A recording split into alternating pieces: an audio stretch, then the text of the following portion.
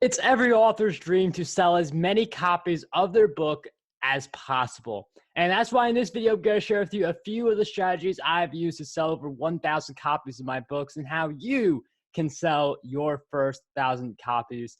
If that sounds like a good video for you, definitely stick around and subscribe to this channel where we do talk a lot about building your author platform so you don't miss any future content. So when it comes to getting your first 1,000 sales, and maybe you've tried a few different tactics and you're wondering like, Mark, I've watched all the videos about self-publishing and I've read the books, but it's still not working. Why? And the answer to why it's not working is because you have to expand your platform. Because you could ask the same people again and again to buy your books, to leave a review, to help with spreading the word, but those people are just one person. Like one person can only buy one copy of your book. Now, you do have some exceptions where maybe you get people who buy like a bulk order, but in general, each customer is going to buy one copy of the same title.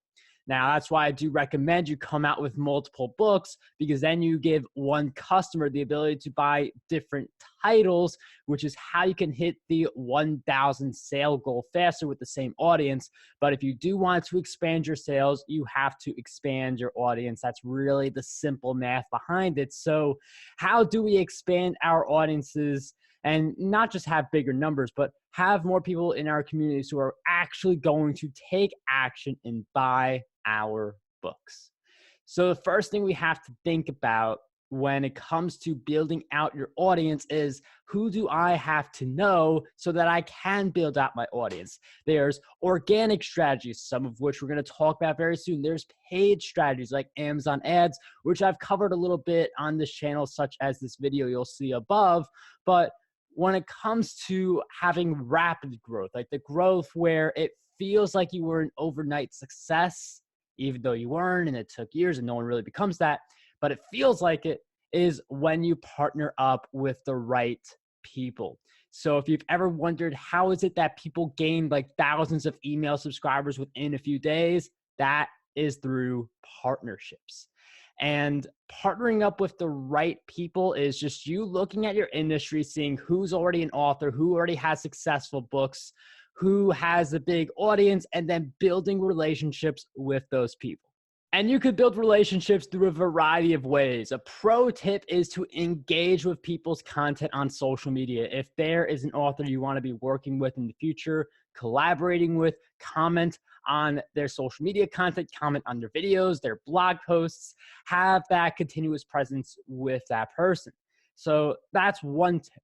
Another tip is, if possible, go to an event where they are speaking at, because the person-to-person interaction is the best with the whole situation going on right now. It's definitely not possible to do the in-person event. There are virtual events, which are also a very great option. But the best way to do this on scale is through a podcast. And I attribute this to a lot of the collaborations I've had, because with a podcast, you jump out of conversation with someone for 20 to 30 minutes where you're asking them questions and they're answering. And the conversation usually goes around like what that person is an expert in or their success stories. So they get to talk about what they do and their whole journey and how they got started.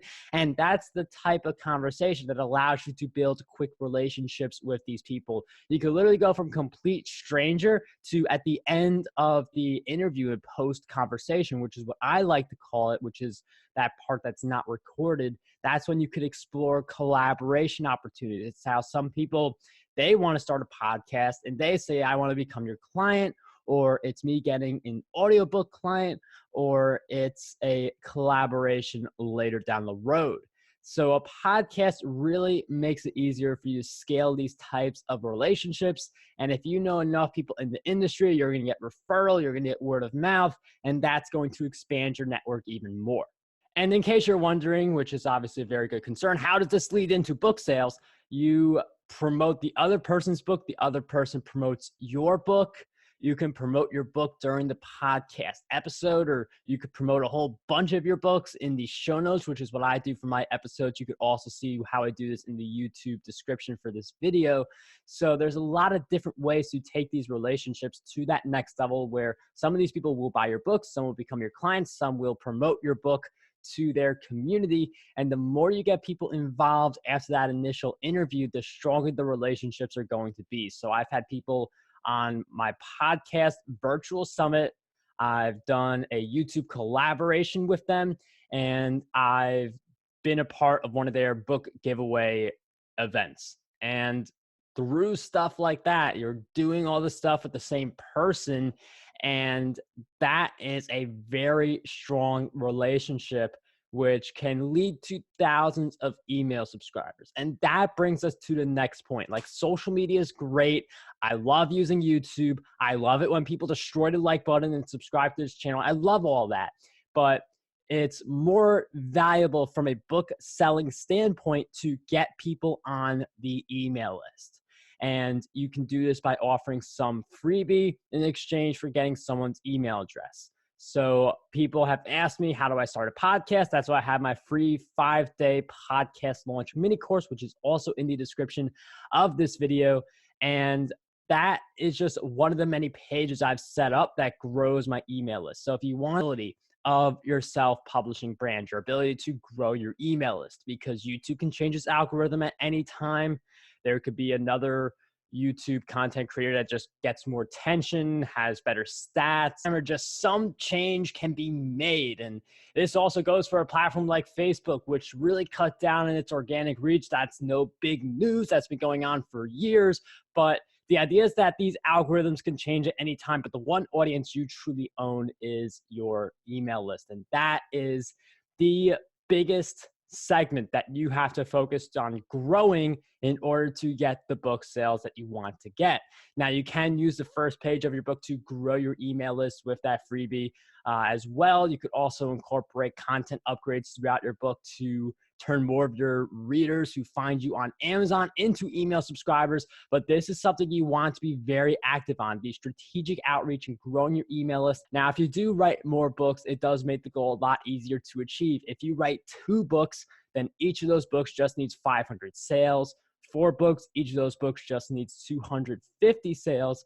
And the more books you write, the fewer sales you need for each one to reach 1,000 book sales. And of course, when you do write more books, you do get the ability for a customer to buy multiple copies of your books, which when you do have more of those types of customers, each new book is going to have a better chance of winning on the Amazon algorithm. And if you're looking for more strategies to grow your author platform, make sure you subscribe to this channel, because there's a lot of videos on this topic that are all right here. And also destroy the like button if you guys enjoyed this video. Until next time, dream big, achieve greatness, and unlock your potential today.